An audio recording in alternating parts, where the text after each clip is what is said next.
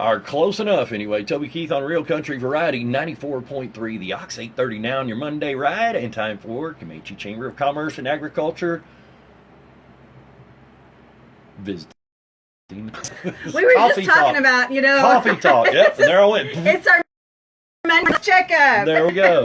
Check them out at #Explore Comanche, Texas. Oh, we'll make it through it. Cynthia Newton from Hope Counseling. Bail me out. What are we talking about today? Last week I talked about, how to survive the summer with kids. And so often, parents, caregivers are tempted to just throw technology at our kids. Sure. And make them the babysitter, right? Absolutely. But so that's what I'm going to talk today about, how technology has changed and how it actually affects families and what we've seen evolve and how to limit that and and to help you and your family and your kids. So that's what we're talking about. That's a big one. It's huge. Yeah. It's huge because we don't realize, well, we do.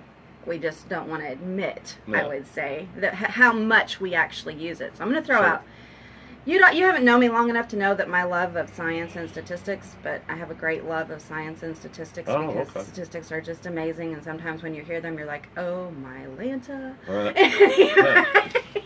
So, first off, I want to ask, do you remember? You probably remember when we only had one TV in a home or no TV in a home. With three channels. And they cut off at midnight.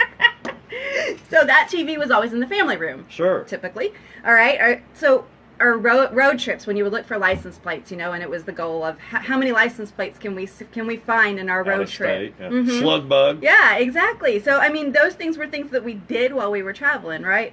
Well, now everybody has their own personal device. Yep. So when they're traveling, each one's listening to different music in the car. Homes have multiple televisions, probably one in almost every room. Mm-hmm. And families don't typically watch television shows together. You may have actually the same television show going on in multiple rooms, which is ridiculous. Yeah, but that's it happens. Even crazier. Yeah. But it does happen, trust me. And sometimes you don't even realize it's happening. But in the last 50 years, technology has exploded. It's no longer in one place with limits and parental supervision. It's portable and unlimited, and it's very, very, very hard to control. Out of 55 families, here's my statistics. Okay. 40 parents were doing something with their phones while they were with their children. The researchers calls this absorption with the mobile device. When a child tried to get a parent's attention, they got in trouble for interrupting the parent. Out of 55 families, 40 of them. That's crazy. That's crazy. Yeah. It's crazy. But, that just tells you, and that's just a small pool. And how many of us are guilty for, the same thing of, I'm doing something, or I'm busy right now, or just give me some time, or, just different things. We all do it. And it's crazy that we put technology above that. So, yeah. So, here's the next statistic. Uh-oh. This one looks scary. It is scary. Overall screen time among young people. Yikes. So, on the average, what do you think it is? Between out of a 24-hour day. Out of a 24-hour day, this is say 8 to 12-year-olds. What do you think? I'm betting it's around 8, maybe. Okay. Actually, it's less than that for 8 to 12-year-olds. It's about 4 hours and 45 minutes on screen media. Okay, this does not include school. Okay? No. Teens average 7 hours and 22 minutes, not including time spent using screens for school or homework. So you would add that to it. Yeah, it's going up. It's going up because my kids, it's like during school they're on their Chromebooks, or they're constantly on that. So they're getting screen time at school and then at home, and you're adding that to it. How many text messages do you think the average teenager sends in a month? Who knows? 1,000? I don't know. I have no idea. Would you be shocked to believe that it's between 4,000 and 10,000 text messages in a single month that a teenager sends? Oh my God! What cracks me up? What cracks me up is when they're sitting next to each other. Right? Yes, it is. You kids, we used to do a thing called talk. That's what we used to do. Exactly. So you got to look at what the negative impacts now of all of this is, right? We don't have relationships. We don't have social skills. Exactly. Kids are absolutely not able to develop good, healthy social skills. They're not spending enough time with their families or their friends. They're virtually connected to everybody. As you suggested, it's like you were reading my mind. We're starting to get this wave here. Uh-oh. You got to be careful with that. So, playing games, I mean, it's just chatting online, and you put them out in the same room for them to talk, and all of a sudden, they don't know how to talk. Right. They can talk in emojis, and they can talk in all these other ways, but we can't talk in normal talking.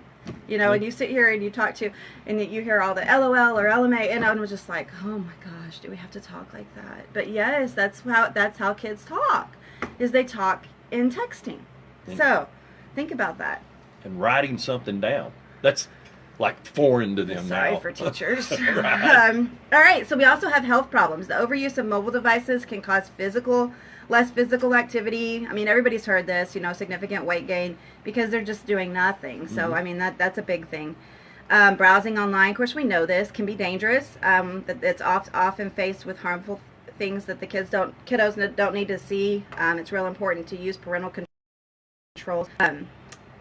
Mobile device overuse reduces sleep quality. It's really interesting to see that kids are being kept awake by their phones even when they're not using them. So over 72% of all children have at least one device in their bedroom. All right, so there is an association between screen-based media devices and the sleep quality and sleep quantity and quality. Oh, that's a tongue. You did it. So be really, pay attention. Use a balanced screen time to help improve your child's sleep quality. There's different tips on how to do that. And if you can avoid a television in your kid's bedroom, that's the best thing you can do, because you need to have that bedroom for sleep. I'm sitting here going, parents are like, I can't do that. I know, it's not an easy thing to do, but it's going to be anarchy when you take that TV out. Yeah, it's actually better to do that. Hey, it's more cost effective for you if you really want the answer, but electricity bill will go down a lot. Anyway, is your smartphone affecting your relationship with your kids? Well, you heard what I said a minute ago about all of that, right? Yeah. So how many times, just in this last 7 minutes, have you checked your messages? Have you checked your notifications? Have you scrolled through something else or looked at an app or something like that? Just think about how many times you've done that just in the 7 minutes that we've been talking here, and go, oh my gosh, how many times a day do I do that when I'm with my family? So it's really important to put it down. It's very important to put it down. Make that time for your kids, and one-on-one time, and give them the attention that they deserve. Okay. Don't let them think that the phone is more important. And if you're sitting there scrolling on that thing, that's exactly what that's you're exactly telling them. what they're thinking, is that it's more important, and you're teaching them that. Also, that it's okay. And you go, hey, hang on, Mommy's working. But is Mommy really working, or is she fighting with somebody on Facebook over something stupid, right? Exactly. So some more negative effects are that school performance can actually go down. Through watching lots of TV, surfing the internet, and playing video games, kids will tend to perform poorly at school. And this is because research has shown that the brain releases dopamine, a chemical related to attention and focus, when kids watch TV or play video games, and something that gives the child a stimulus surge. So kids get desensitized and can't focus on something like a book without that super stimulating effect. So they have to have the action and everything. It's very hard for them to focus on that. So that's that negative effect that it has. Computers are a part of school curriculum these days. What do I do as a parent? Limit the screen time outside of school. If it's computer homework as part of their evening, then go, okay, they really probably don't need a bunch more screen time other than that. Yeah. Talk with and read to your children. Be involved in their academics, even on the computer. You can do this. Watch your child do their math online. You might learn something. Probably. Like how to use a computer. They'll teach you. He goes. Sorry. I kill it? No, it asked a question. Oh, okay. If you wanted to continue, but anyway. Surely we do.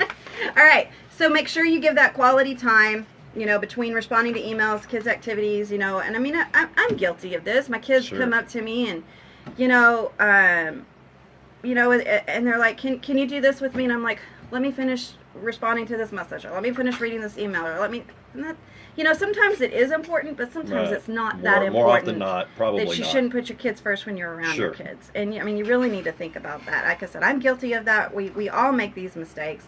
And it's just something that we need to be aware of the impact. A less empathetic generation is what we're dealing with. You can't read empathy in text messages. How many times do we say don't text when you're trying to have a conversation with somebody? Because you can't understand that. So therefore you don't learn empathy. This generation that's coming up does not know how to be empathetic. Yeah. They don't know how to cue into social skills, to nonverbal communication, facial expressions, any of that, because they don't know how to read it. There's no emoji attached to it. Yeah. Okay, so I mean, realize that these are long-term effects that we're building with our kids. Blurred boundaries, all right? 24-hour TV programming, the internet, and cell phones at one time didn't permeate the inner sanctum of the home. At one time they weren't there. Yep. Like you said, TV shut off at midnight. School stayed at school, work stayed at work. Those boundaries weren't crossed except in an emergency. Yep. Now it's crossed all over the place. Sure. Okay? We get emergency phone calls. We get this. We get that. Employers expect you to carry a cell phone. They expect you to be available, or they provide you a cell phone. And, it's okay to say, it's after hours. I need some time. I mean, yeah, there might be an emergency. And, I mean, it's okay to put that. Once the walls between home and outside world come down, it's hard to rebuild them. Okay? Yeah. So set those boundaries. Life's not going to, life's not going to explode or implode if you don't answer 50 times. It's not going to happen. That's right.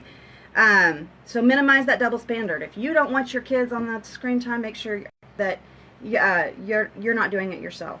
Okay? The inside generation. More than ever before, parents have to encourage coax or even force their children to get outside and play. They spend more time inside because of school, homework, working parents, and other factors. But think about, when was the last time that you or your kids went out just playing in the woods, building a fort, rolling down grassy hills? All those things that we remember of our childhood, and we go, my kids just don't do that. They'd rather be on a video game. I always say, get that phone out of their hands and get a fishing pole in it. But that goes for us too. That's exactly grab right. two fishing That's exactly poles right. and go with them. That's exactly right. So you're sitting here going, all right, Cynthia, you've talked about all the negative effects. What about the positive effects? Is there anything positive? Sure there is. We do have improved communication. We're not yelling across the house to everybody. We still do. Unfortunately, we may be having to text them or call them, but, Yep. It's a little bit better. Anyway, there's good things and there's bad things to that. Right. Eased in tracking, keeping up with our kids, knowing where they are, safety, improved security. Yeah, Also, that can be kind of, if you have a cheating spouse or something and tracking them, I mean, that might be the negative fact, Be aware. There's much more ease in that. So, it might be improved security for the person that is doing that because, they're aware of what's really going on. Yeah. Overprotective parent want to know whereabouts of their children at all times, but that's okay because it's not bad to always know where your children are. So use GPS, it's okay, but know that those are some good things that come with the technology. Right. Again, the too much time on the screen, negative lifestyles, all of that can have negative negative impact. We're able to coordinate busy schedules through technology. We can share those calendars, right? Yep. Safety, like I said. So, a new connectedness. Texting has opened doors between parents and teens. Why? I don't know. Can you get your child to talk more when you text them? Probably so. Yep. Why? Because they're so technology based. Yep. But yes, sometimes you can actually get them to talk more. So, I mean, there has become a little bit better communication because of this. Again, you don't want to rely on this totally. Yeah, not necessarily the right form. No, it's not. So, media has both pros and cons. Realize that. There's healthy role modeling is essential. Kids need rules about technology. Engage with your child's technology. Set aside time without technology. Establish reasonable limits on screen time. And turn media mistakes into teachable moments. It's okay for teens to be online, but realize you need to look at the guidelines that you're setting. Okay, 7 hours is too much. Okay, right. There's been changes to the American recommendations than there used to be. 18 to 24 months, or under 18, the only screen time a child should have is for video chatting. Other than that, screen time should be completely discouraged. 18 to 24 months, they say choose high-quality programming, but no more than 1 hour. Children older than 2 years, limit screen time use to no more than 2 hours or less per day of high-quality programming. I'm sorry, 1 hour. I just said that. So co-view or co-play with your children, all right? Otherwise, you got to look at what do you feel your child needs, and you know, above those age levels, you got to look at what they're dealing with at school and the requirements for school. Okay, so just be aware. No, there's not a recommended time because technology is so much more, but you can set limits. You can find apps. You can track your kids' usage on their phones. You can do all of this, and don't be afraid to block that and let them go find something else to do. Yeah, it's an easy babysitter. It's an easy go-to, especially when you don't want to deal with them this summer. But remember, you're probably doing more harm than good for them. Encourage them to get outside and play. Just, you know, get some sidewalk hop. Let's play hopscotch. I don't care if you're 17. We can still do it. Sure. Okay? I mean, you'd be surprised. So, anyway, but just know that there's a lot more options out there. Just be aware of how the technology is influencing you and your family, and be aware that it is to him. I'm still here for you at Hope Counseling of Texas. We're located in Comanche, Dublin, Eastland, and Hamilton. You can contact us at 325-356-1105. Yes, that's right. Sorry. I saw the Rolodex spinning in your head. It was, wait a minute, which phone number? Yes. So feel free to call us, contact us if you need anything. Also, we've been trying to, you know, if you have topics you want me to talk about, please send us a message on Facebook. Let me know. You know, this is about you and y'all getting just some basic information out there. Don't forget that we're here for you. 4 offices: Comanche, Eastland, Hamilton, and Dublin. All right. Cynthia Newton, thanks so much for stopping by. Good stuff. Thank you. Get that phone out of their hands. That's Give them right. a fishing pole and grab one for you. That's right. And I just want to say one really quick thing because I was told I had to. All right. Gustine Homecoming is next weekend. It is Memorial Day weekend. Awesome. And so if you're ready to get out and do some stuff, it is coming up. There's going to be a 42 tournament. There's going to be a bake sale and an auction. There's a barbecue cook-off. There's the rodeo going on Thursday, Friday, Saturday in Gustine. And we're having a parade. All right. So Gustine Homecoming is back this year. So Old make sure you times, get out there. like it used to be. That's right. Family owned, Texas based since I think I figured it out.